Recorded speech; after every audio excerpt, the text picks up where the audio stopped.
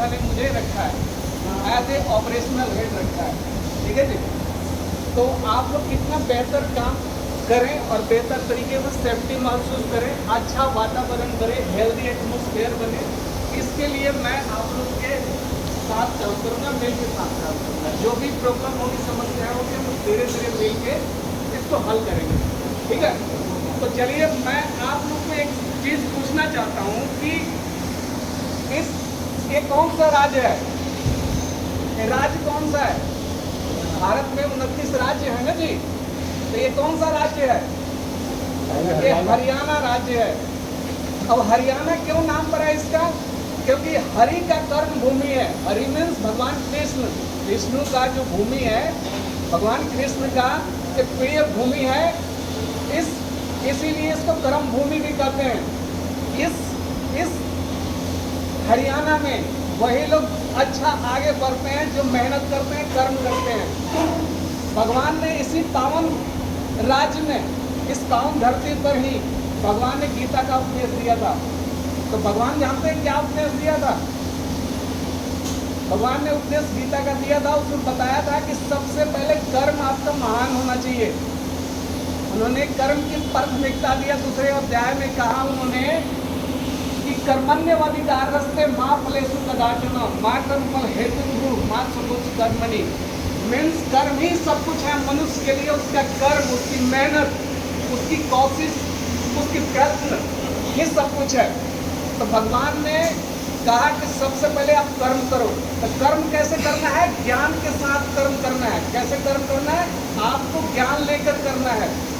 और जब कर्म में ज्ञान आ जाएगा तो ज्ञान आने से क्या होगा? भक्ति आ जाएगा, ठीक है। जैसे आप कोई काम बड़ी शिद्दत से, लगन से, मेहनत से करने लगते हो, ज्ञान के साथ करने लगते हो, तो आप में उसमें भक्ति आ जाती है। इसीलिए कहते हैं वर्क इन वर्कशिप।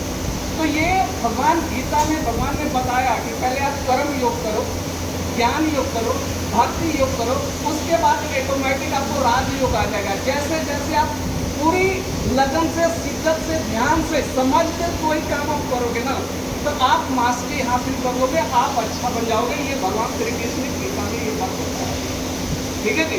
तो मैं इसलिए भगवान की बात बताया कि ऐसे पावन जगह पर हम लोग काम कर रहे हैं, अच्छे जगह पर काम कर रहे हैं, तो कुछ चीज़ों को हमें जानना जरूरी है। और ये भी जानना जरूरी है कि आपकी संस्था ने ऑटोमोबाइल सेक्टर में एक अच्छा सर्टिफिकेट लिया हुआ है, ISO 9001 और IFTF लिया हुआ है। तो हम सभी के लिए एक प्राउड की बात है कि हमारी संस्था जो है बहुत अच्छा स्टैंडर्ड के साथ चल रही है। संस्था छोटी है मगर स्टैंडर्ड के साथ है, स्टैंडर्ड के साथ है। अब देखिए, गंगा का 1000 लीटर का पानी ले, चाहे एक बूंद ले, उसका कंपोजिशन जो है वो सेम ही रहता है। उसी तरह हमारी इंडस्ट्री छोटी है, ग्रोइंग इंडस्ट्री है। इसमें हमें लगन और शिद्दत से काम करना है और अच्छे तरीके से काम करना है। तो ये तो मैं आप लोगों को एक जनरल बात पता है कि मेहनत करने से कुछ नहीं होता। जो इंसान अपने काम को सही तरीके से समझ के, ध्यान से देखकर सीखता है, ऑब्जर्व करता है, वो आगे बढ़ता है, ठीक है जी। तो ये बात एक जनरल बात हो गई आप लोगों को समझाने की। बाकी अब मैं बात करता हूँ कि कुछ कार्यस्थल पर, इस कार्यस्थल पर हमें कुछ नियमों को पालन करना होता है, तभी एक अच्छा वातावरण बनता है, अच्छा एक नियम बनता है, सभी को अच्छा लगता है, सभी का नैतिक का मोरल बढ़ता है, ठीक है। उसके लिए कुछ नियम और कायदे होते हैं, वो चीज़ मैं आपको बताता हूँ। आप ध्यान से सुनिएगा। देखिए, सबसे पहले आता है किसी भी कंपनी का अनुशासन। अनुशासन सब कुछ होता है। अनुशासन का मतलब होता है टाइम पर आना, टाइम से जाना, और जो चीज़ कंपनी के रूल, नियम, रेगुलेशन होते हैं उसको फॉलो करना, ये होता है आपका अनुशासन, ठीक है जी। अनुशासन का मतलब ये होता है। तो पहले हम आ गए कि हमें अनुशासन में रहना है, मोबाइल का यूज़ नहीं करना है, हेडफोन यूज़ नहीं करना है, ठीक है जी। ये हमारा पहला अनुशासन हो गया कि हमें अनुशासन में रहकर काम करना। देखिए, चारों तरफ कैमरे लगे हुए हैं। आप यहाँ क्यों मेहनत करने आए हो? इसीलिए आना कि मेरे घर में जो बच्चा है अच्छा पढ़े, अच्छा शिक्षित हो। अगर आप यहाँ से काम करके जा रहे हो, अब आपका बच्चा पढ़ाई छोड़ के मोबाइल पे स्क्रॉलिंग कर रहा है, रील देख रहा है, तो आपको अच्छा लगेगा? नहीं लगेगा ना जी। नहीं लगेगा, तो आपको पूरा फील होगा कि अरे मेरा बच्चा, मैं इतनी मेहनत करके आ रही हूँ, हड्डियाँ तोड़ के आ रही हूँ, मेरा बच्चा नहीं पढ़ रहा है, तो आपको वहाँ पर फील होगा कि यार सही नहीं है। उसी तरह ये संस्था का जो ऑनर है, ये चीज़ें देखकर उनको भी अच्छा नहीं लगता, लेकिन हमें क्या है, एक दूसरे के साथ मिलकर चलना होता है। तो चलना है तो अनुशासन में चलना होता है। बहुत सारे कंपनियां ऐसे हैं जहां पर मोबाइल नहीं यूज होता है, मोबाइल गेट पर ही रख लिया जाता है, नहीं अंदर लाने दिया जाता है, लगाकर स्क्रॉल, बैठ के स्क्रॉल करने नहीं दिया जाता है। ठीक है जी, गेट पर रखो, लेकिन यहाँ पर है तो इमरजेंसी है, अपने इंचार्ज से 1 मिनट या 2 मिनट, हाँ भैया मुझे इमरजेंसी एक बात आ रही है, कॉल आ रही है, उसके लिए मुझे बात करनी है, ठीक है।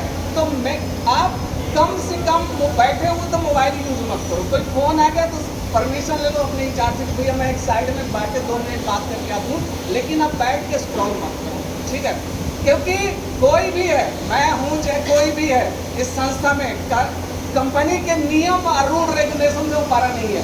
सबसे पहली बात, कोई भी संस्था में हो, चाहे मैं हूँ चाहे कोई हो, इस संस्था के नियम और रूल रेगुलेशन से कोई पारा नहीं है। तो डिसिप्लिन आपके लिए सबसे ज़्यादा जरूरी है। तो डिसिप्लिन में आप लोग आएंगे और रहेंगे, ये चीज़ की फॉलो करेंगे।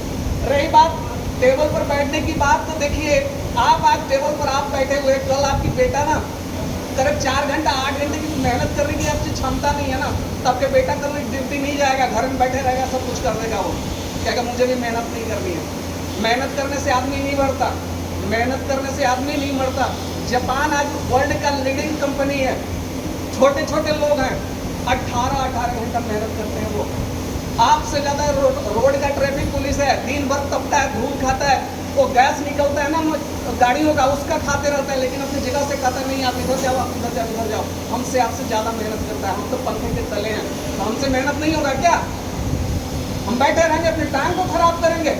हम यहाँ पुरुषार्थ करने आए हैं, हम यहाँ किस लिए आए हैं?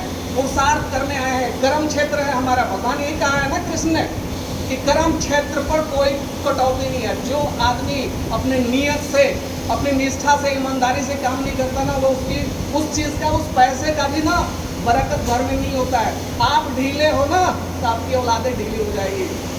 जो फैक्ट है, जमीन है, प्राकृतिक बात है, मैं बता रहा हूँ, ठीक है। दूसरी बात आती है कि जब भी आप आए अपने मशीन पर, मशीन की साफ सफाई कर लें, ठीक है। कोई भी अगर पार्ट चल रहा है ना तो वही पार्ट होना चाहिए, मशीन पर दूसरा पार्ट नहीं होना चाहिए। है तो उसको जगह पर पूछ के रख दीजिए। आपकी मशीन पर ड्राइंग एक ही होना चाहिए, जो पार्ट चल रहा है वही होना चाहिए, ठीक है जी। और हर पार्ट 10-20 के बाद आप पार्ट का विजुअल चेक करेंगे, पार्ट में देखेंगे, विजुअल देखेंगे, होल तो आउट नहीं है, गहराई कम तो नहीं है, क्योंकि विजुअल चेक करने से ना हम 85 या 90% कस्टमर कंप्लेंट को कम कर देते हैं। कहाँ की जो शिकायतें आती है ना, प्रॉब्लम आती है, आपकी समस्या वहाँ जाएगी फाइनल में। आप हर 10वें 11वें पीस उठा कर देख लीजिए, 1 सेकंड लगेगा मेरा पार्ट कैसा है, क्योंकि आप तो आदि हो। पार्ट तो ऐसे भी देख लो, अरे यार छोटा बन रही है, होल आउट है, ये शिफ्ट हो गया है, ये इसका प्रोफाइल सही नहीं है, तो आप विजुअल देखोगे मशीन पर आकर। अब मशीन शुरू करते हो ना, अगले दिन आकर तो पहला, दूसरा, तीसरा पार्ट जरूर चेक कीजिए। वो क्या होता है कि मशीन की ना प्रोफाइल तो लूज हो जाती है, ड्रिल ढीला हो सकता है, उस केस में क्या है, गलत माल बन जाएगा। अगर आप 1 घंटे के बाद काम शुरू करने के बाद 1 घंटे के बाद पार्ट चेक करोगे तो 1 घंटा में 170 पीस 80 पीस आप बर्बाद करोगे। तो आपको अपने पार्ट को चेक करना है, मशीन को साफ करना है, ड्राइंग को लगाना है, और अपने जो मशीन है वहाँ पर आपको रेड बिन भी यूज़ करना है। रेड बिन गलत माल के लिए, येलो बिन रिवर के लिए, और ब्लू बिन अच्छे माल के लिए ये यूज़ करना है। पार्ट को बिना वेरीफाई करवाए अपने सेटर से, इंचार्ज से उस पार्ट को आगे नहीं बढ़ाना है, ठीक है जी। हर 4 घंटे में अपने प्रोडक्शन की रीडिंग जो भी आया, आउटपुट आया, वो आप नोट कराओगे क्वालिटी वाले से। कोई भी नया पार्ट बनेगा, कोई भी नया पार्ट बनेगा तो आप इंस्पेक्टर से बिना अप्रूवल के मत चलाइएगा। उसको जबरदस्ती फोर्स कीजिएगा कि भैया इस पार्ट को चेक करो तभी मैं चलाऊंगी, अदरवाइज मैं मशीन होल्ड करूँगी, ठीक है। नहीं तो अपने सेटर से चलाऊंगी। मैं कभी कभी देखता हूँ कि 9:30 और 10 बजे तक पार्ट चेक नहीं हुए रहते हैं, तो मैं इंचार्जों को भी कहूँगा कि भैया इतनी लापरवाही सही नहीं है। आप एक बार घूम लीजिए, देख लीजिए कि हाँ जी, पूछ लीजिए कि हाँ जी कैसा है, उसको वेरीफाई कीजिए। मिलजुल के काम करेंगे तो काम आसान रहेगा, ठीक है जी। और इन चीज़ों को आप लोग को पालन करना है तरीके से। कुछ और बातें हैं मैं आपको बता देता हूँ।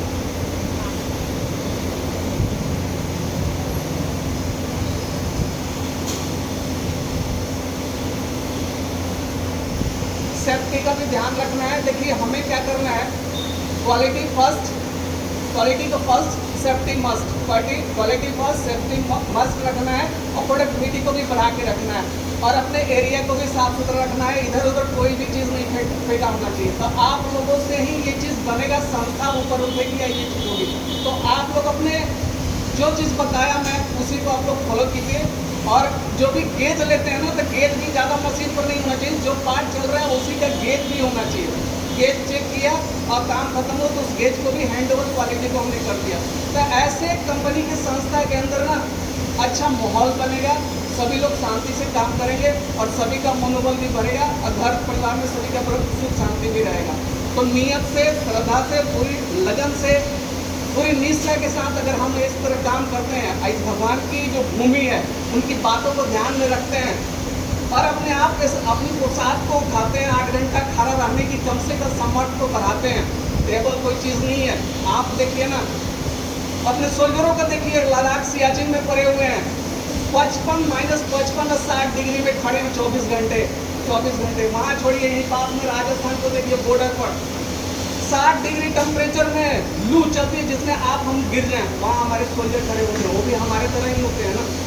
तो आप अपने संकल्प लेंगे कि मुझे अच्छा कुछ करना है तो कर लेंगे, ठीक है। तो मैं यही चाहूँगी कि आप मेरे साथ मिलकर काम करें, सहयोग करें, अपने पुरुषार्थ को, अपने संघर्ष को ठीक करें, बेहतर करें, ताकि आपकी हेल्थ भी सही हो, वातावरण भी सही हो, यहाँ का माहौल सही हो और सब लोग अच्छा मिलकर काम करें, ठीक है। और मैं आशा करता हूँ कि आप लोग मेरे बातों को ध्यान से समझे होंगे, और हम आगे ऐसे भी बहुत सारे बात करते रहेंगे इम्प्रूवमेंट के लेकर। काइजन की मैं मीटिंग करूँगा अगले सप्ताह में, तो मैं आप लोगों को वहाँ पर बुलाऊँगा सभी।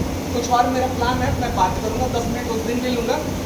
तो आज से आप लोग शुरू कीजिए, ठीक है। नहीं संभव है 4 घंटे टेबल सुबह से लेकर 2 बजे तक टेबल नहीं यूज़ करना है, फिर कम से कम 8 घंटे टेबल त्यागिए, टांगों को मजबूत कीजिए। नहीं तो आने वाले 10 साल के बाद में मैं देख रहा हूँ कि लोग यहाँ से मुल्ला होटल से पटेल तक नहीं चल पा रहे, टांगें खराब हो रही है। इसीलिए अपने आप को ना मजबूत रखिए और मेहनत कीजिए, ठीक है। आप सभी का धन्यवाद। अनुशासन में रहिए, चीज़ों को सही कीजिए। आप सभी का धन्यवाद। सारे चीज का नियम होंगे, टेबल को नहीं होंगे। आप किसी को पैर में प्रॉब्लम है, किसी को कुछ प्रॉब्लम नहीं, आपको तो नहीं कर रहा हूँ, लेकिन बाकी लोग तो करें, जिनको सारे